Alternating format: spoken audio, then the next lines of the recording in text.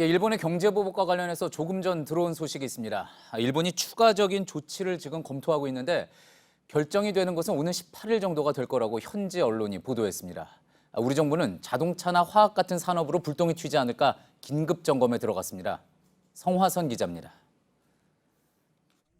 일본 정부가 반도체에 이은 다른 경제보복 카드를 검토하는 것으로 전해졌습니다. 일본 마이니치 신문은 정부가 한국을 압박하기 위해 반도체 소재의 수출 규제에 이은 대항 조치를 검토하고 있다고 보도했습니다. 분기점은 18일로 예상했습니다. 앞서 일본은 강제징용 피해자에게 배상하라는 판결을 논의하기 위한 중재위원회를 설치하자고 요청했습니다. 18일까지 한국이 답하라는 건데 이를 우리가 거부할 경우 추가 보복에 나설 수도 있다는 겁니다. 우리 정부도 자동차와 화학 등 다른 산업으로 보복이 확산될지 여부를 예의주시하고 있습니다. 자동차 첨단 부품 중 일부와 2차 전지의 핵심 부품 등을 일본에서 들여오고 있기 때문입니다. 석유 화학 분야에서도 일부 원료를 일본에서 많이 수입하고 있습니다. 산업통상자원부 관계자는 100대 품목을 따로 추려 대응책을 마련해왔다고 밝혔습니다. 정부는 일단 업체들을 통해 일본산 부품과 소재 등을 얼마나 들여오는지, 대체 가능한지를 파악하고 있다고 설명했습니다. JTBC 성화선입니다. 이낙연 국무총리는 주말인 오늘 장관들을 모두 소집해 대응책을 논의했습니다. 김상조 청와대 정책실장은 내일 5대 그룹 총수와 만나는 방안을 추진하고 있습니다. 조익신 기자입니다. 이낙연 국무총리가 장관들을 한자리에 불러 모았습니다. 다음 주 국회 대정부 질문에 앞서 주요 현안을 점검하는 자리였습니다.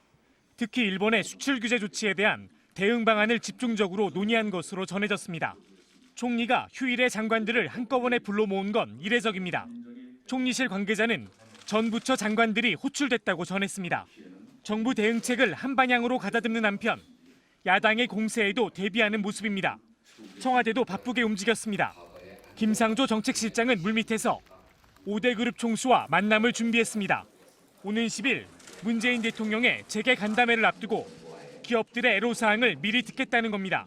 제가 직접 5대 그룹의 부회장들께 연락을 드려서 전화 통화로 수시로 사실은 의견을 이제 교환을 했고 그중에서 이제 삼성의 경우에는 직접 연락이 와서 저를 만나고 싶다라고 해서 우리 정부의 구체적인 대응 방안은 오는 10일 재계 간담회에서 문 대통령의 입을 통해 나올 가능성이 큽니다. 아베 신조 일본 총리가 직접 나서 수출 규제에 포문을 연 만큼 문 대통령도 침묵만을 지키긴 어려운 상황입니다. JTBC 조유신입니다. 일본 아베 총리는 강제징용 피해자 문제가 한일 협정으로 종지부를 찍었다. 그러니 국제법 상식을 따르라 이렇게 주장을 하고 있죠.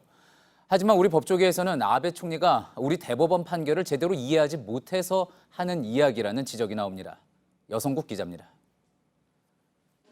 우리 대법원은 이춘식 할아버지 등 강제징용에 끌려간 피해자들에게 일본 기업들이 1억 원씩 배상하라고 판결했습니다. 그런데 아베 총리는 엊그제 방송에 나와 징용 피해자 문제는 1965년 한일협정으로 종지부를 찍었다고 주장했습니다. 그러면서 국제사회와 국제법 상식을 따르라고 했습니다.